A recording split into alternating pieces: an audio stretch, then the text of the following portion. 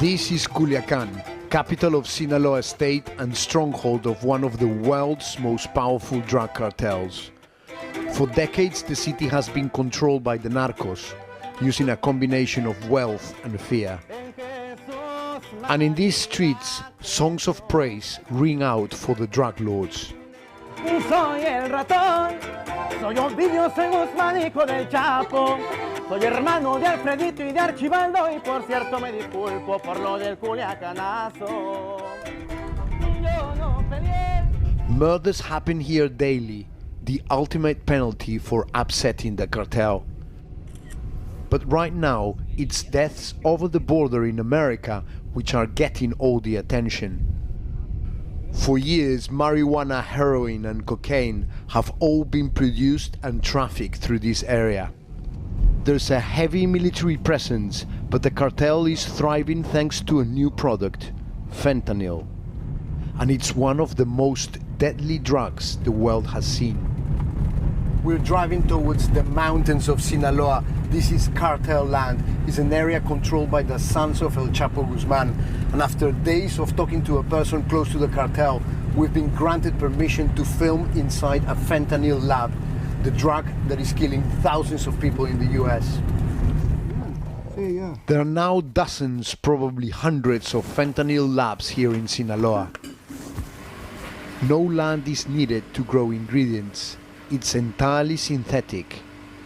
It's so easy and cheap to make, it can be cooked almost anywhere.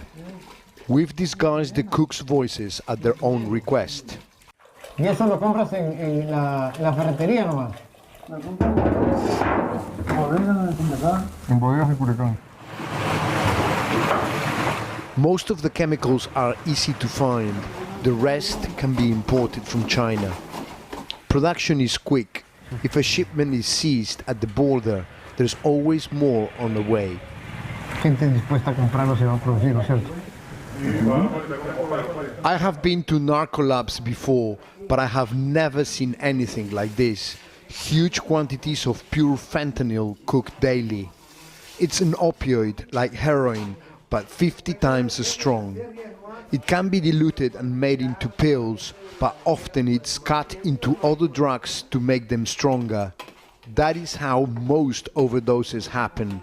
We've been told that there are 40 kilos of fentanyl here, ready to be sent up north to the US, where their value is more than $500,000. But this amount of fentanyl is enough to kill a whole city. Está puro ahí. Ahí ya no se puede más fuerte. Eso es lo más fuerte que hay. O sea, ¿cuánto de esto te mata? ¿Cuánto, un pedacito cuánto? No, nada. ¿Unos granitos te matan? Key ingredients from China are difficult to import directly into America, so Mexican cartels dominate production.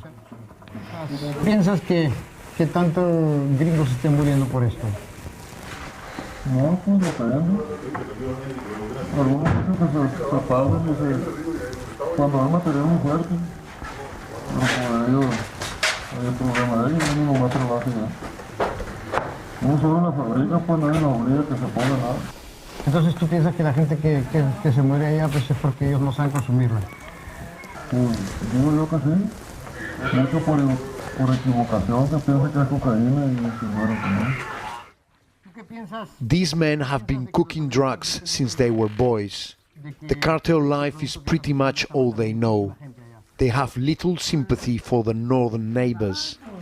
Ellos también mandan muchas armas para acá. La mayoría de las armas que hay aquí en Sinaloa son puras armas de para allá, de los gringos. Ellos mandan muchas armas para allá. Entonces la mayoría de armas uno pues, igual busca la manera también. Cooking fentanyl is now the most lucrative career for many young Sinaloan men. They hide their exact formula from me in case I try to steal it. Deberían de estar destinando fondos. Mexico's president has denied multiple times that fentanyl is produced in his country. He blames American culture for the crisis. Hay mucha desintegración de las familias, hay mucho individualismo, hay falta de amor de fraternidad, de abrazos, de apapachos, de atención a los jóvenes. Obrador campaigned on demilitarizing Mexico. His slogan was hugs, not bullets. But he has vastly increased the military budget and power. More Mexicans have died during his presidency than any others.